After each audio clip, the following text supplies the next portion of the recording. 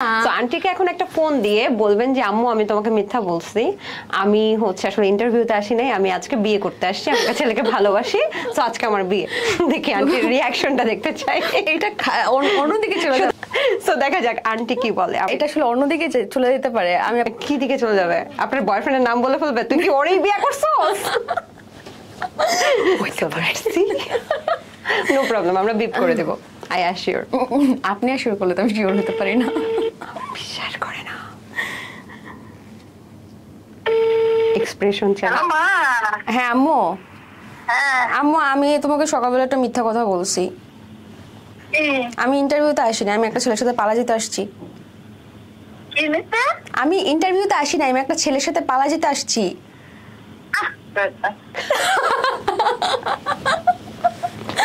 বললাম না জানে। আচ্ছা ঠিক আছে, ওকে। একটা ছেলের সাথে আসছি আম্মু। আচ্ছা ঠিক আছে রাখি, পরে কথা বলতেছি।